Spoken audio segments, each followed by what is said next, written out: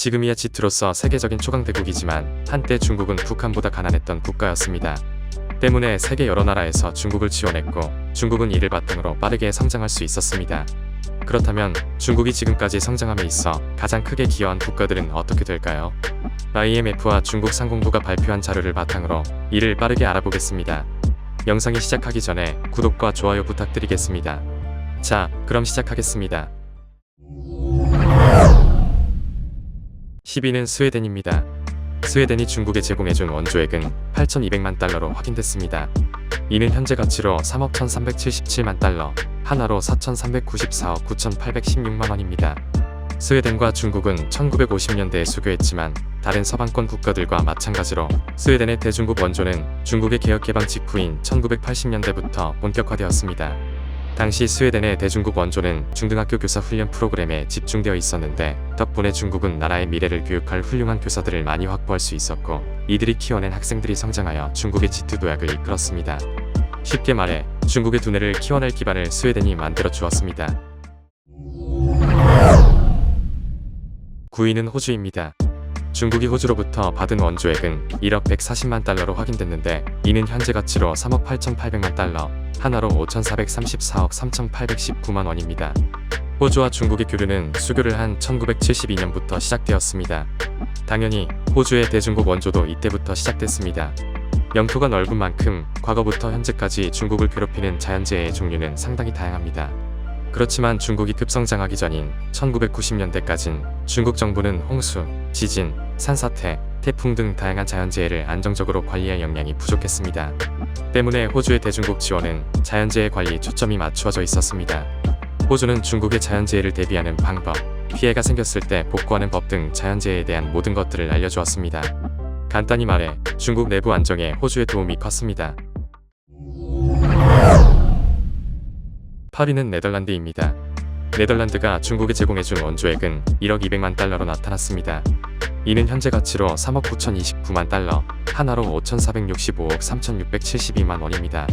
네덜란드는 서방권 국가치고 상당히 이른 1954년에 중국과 수교를 하였지만 네덜란드의 대중국 지원은 1980년대부터 시작되었습니다.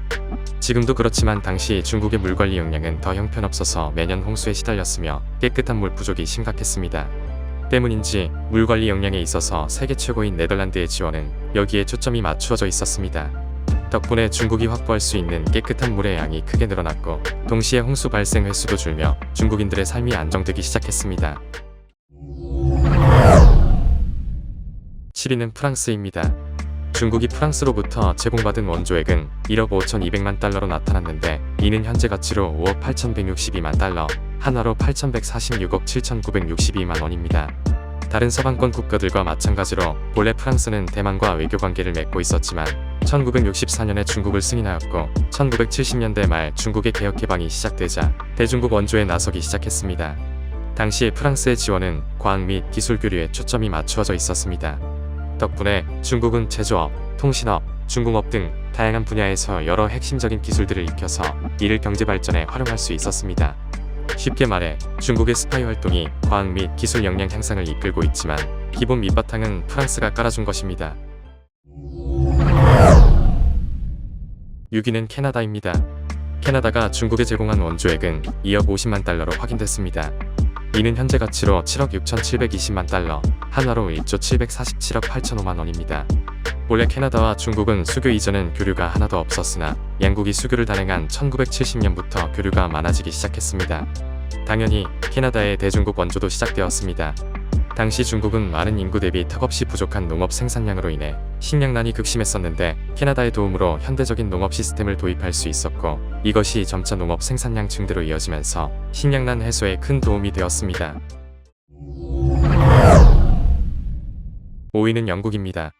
중국이 영국으로부터 받은 원조액은 2억 5,200만 달러로 나타났는데 이는 현재 가치로 20억 4,783만 달러, 하나로 2조 8,659억 3,966만 원입니다. 영국은 자유진영 국가치고는 공산권 국가인 중국을 상당히 이른 시기에 승인했으며 대중국 원조도 적극적인 편이었습니다. 물론 자국의 영토였던 홍콩의 안위를 우려한 조치였습니다. 한편 당시 영국의 대중국 지원은 주로 교육 시스템 개선에 집중되어 있었는데 덕분에 중국은 근대적인 수준에 머물러 있었던 대학 교육 시스템을 현대적인 수준까지 끌어올릴 수 있었으며 동시에 전국 방방곡곡에 중등교육기관을 설치해 중국인들의 교육 수준을 크게 향상시켰습니다. 쉽게 말해 중국이 G2로 성장할 수 있는 두뇌를 영국이 달아준 셈입니다. 4위는 독일입니다. 독일이 중국에 제공한 원조액은 4억 520만 달러로 나타났습니다. 이는 현재 가치로 23억 7,354만 달러, 하나로 3조 3,222억 5,550만 원입니다. 독일의 대중국 원조는 양국이 수교한 1972년부터 본격화되었습니다. 독일의 지원은 근대적인 수준에 머물러 있는 중국의 산업을 현대화하는 데 중점을 두었는데 당시 중국은 각종 신식 제조업 기술, 중공업 기술 등을 전수받았으며 동시에 현대적인 산업 장비를 도입할 수 있었습니다. 물론 직업 훈련은 덤이었습니다. 쉽게 말해 독일이 근대적인 수준에 머물고 있었던 중국의 산업을 현대적으로 바꾸어 주었다 할 수 있습니다. 3위는 미국입니다. 중국이 미국으로부터 받은 원조액은 최소 6억 300만 달러에서 최대 8억 500만 달러로 확인됐습니다. 이는 현재 가치로 최소 23억 736만 달러에서 최대 30억 8,030만 달러, 하나로 최대 4조 3,078억 1천만 원입니다. 지금이야 세계 초강대국 자리를 두고 다투고 있는 두 국가이지만 1979년에 수교한 이래 1990년대까진 사이가 괜찮았습니다. 때문인지 미국은 같은 민주주의 국가인 대만만큼은 아니지만 본인들이 지원해주면 중국도 계속해서 미국의 우호적인 국가가 될 수 있다는 판단 아래 중국을 적극 지원했습니다. 당시 미국의 도움은 보건 및 의료 분야에 집중되어 있었는데 덕분에 중국은 중국인들의 건강 상태를 빠르게 개선해 갈 수 있었습니다. 쉽게 말해 지금의 중국 인구에 미국도 일조한 셈입니다. 2위는 일본입니다. 중국이 일본으로부터 받은 원조액은 13억 1900만 달러로 나타났는데 이는 현재 가치로 50억 4711만 달러, 하나로 7조 583억 8333만 원입니다. 일본도 미국처럼 지금이야 중국과 사이가 좋지 못하지만 1972년에 수교한 이래 1990년대까지는 중국과 상당히 우호적인 편이었습니다. 그렇기에 일본도 중국을 원조함에 있어 적극적이었습니다. 물론 잠재력이 높은 중국 시장을 먼저 선점하겠다는 의도도 있었습니다. 당시 중국은 전력난이 심각하던 국가였는데 일본의 도움으로 전력 생산 시설을 대규모로 확충할 수 있었습니다. 아울러 넓은 영토를 가졌음에도 중국은 낙후된 국도와 철도망으로 인해 물류와 사람의 이동이 사실상 형편없는 수준이었는데 일본의 도움으로 중국은 전국에 고속도로를 지을 수 있었고 덕분에 도로교통 시스템 현대화가 가능했습니다. 쉽게 말해 중국의 경제 성장 기반을 일본이 닦아준 것입니다. 1위는 소련, 지금의 러시아입니다. 소련이 중국에 제공해준 원조액은 무려 14억 2천만 달러로 확인됐습니다. 이는 현재 가치로 186억 1715만 달러, 하나로 26조 640억 1037만 원입니다.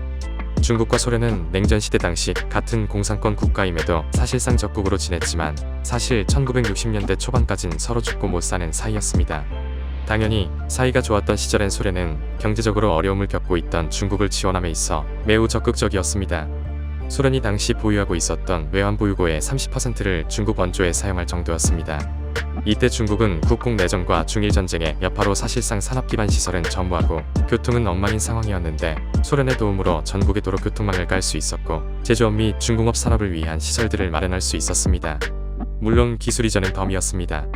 그러나 노선 갈등으로 인해 1960년대 중반부터 소련이 중국을 원수로 여기기 시작하면서 소련이 중국에 제공하는 원조는 뚝 끊겼고 개혁개방 전까지 경제적인 어려움을 겪어야 했습니다.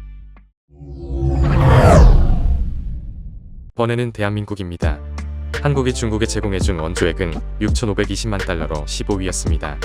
이는 현재 가치로 1억 5,728만 달러, 하나로 2,202억 5,124만 원입니다.